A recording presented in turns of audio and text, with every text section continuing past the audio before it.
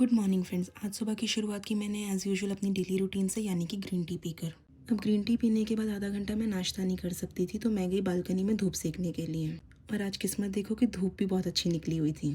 और देखो, धूप सेकते सेकते मुझे देखे आसमान में बहुत सारे आज एरोप्लेन्स, जिनको देखकर मुझे आया अपना बचपन याद। क्योंकि जब मैं छोटी थी और जब ऐसे आसमान से एरोप्लेन्स जाते थे तो मैं करती थी बाय बाय, वो भी पूरा गाना गा गा कर। और आई थिंक आप सब ने भी मेरी तरह किया ही होगा। तो अब मेरे को आधा घंटा हो गया था ग्रीन टी पिए हुए, और अब मेरा ब्रेकफास्ट का हो गया था टाइम। और रोज़ की तरह आज भी मैंने ब्रेकफास्ट में पोहा ही खाया था। नाश्ता करने के बाद मैं हुई नहा धोकर रेडी, और तब तक धूप भी चली गई थी। और मैंने करा था हेयर वॉश, तो मुझे लग रही थी अब बहुत ज़्यादा ठंड। इसके बाद मैंने तैयारी शुरू करी खाना बनाने की। और आज खाने में हमने बनाया था साग। तो सुबह उठते ही मम्मी ने साग को धोकर काट कर बनाकर रख दिया था। अब मेरी बारी थी सिर्फ तड़का लगाने की। तो भाई, मेरे घर में तो ऐसा ही होता है कि सब बड़े बड़े काम मम्मी खुद ही कर लेती है और मुझे देते हैं चुटपुट से काम।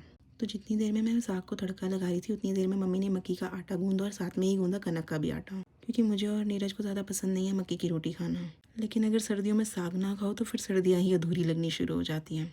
और वैसे भी आज तो मेरे लिए साग बहुत ज़्यादा स्पेशल था, क्योंकि मैं खाने वाली थी बहुत ज़्यादा टाइम बाद। क्योंकि कनाडा में तो मुझे बिल्कुल भी टाइम नहीं मिलता था इसको बनाने का। और जैसा कि आप सबको पता है कि साग बनाने में बहुत ज़्यादा टाइम लगता है और मेहनत भी। तो अब सब्ज़ी को तो तड़का लग गया था और आटा भी गूंद के रख लिया था, लेकिन अभी रोटी खाने का मन नहीं था, तो इसलिए मैंने करा फालतू का काम शुरू। ये कल मैं सैटरडे मार्केट से छोटी सी कांच की डब्बी लेकर आई थी, तो मैंने सोचा चलो आज इसको इस्तेमाल भी किया जाए। वैसे लाई भी मैं इसको एक स्पेशल पर्पज़ के लिए ही थी, क्योंकि हमारे घर में छोटे छोटे पैकेट बहुत ज़्यादा हो गए थे ऑरिगेनो के। तो मैंने सोचा कि क्यों ना उन सबको काट कर एक डब्बी में भर के रख लिया जाए।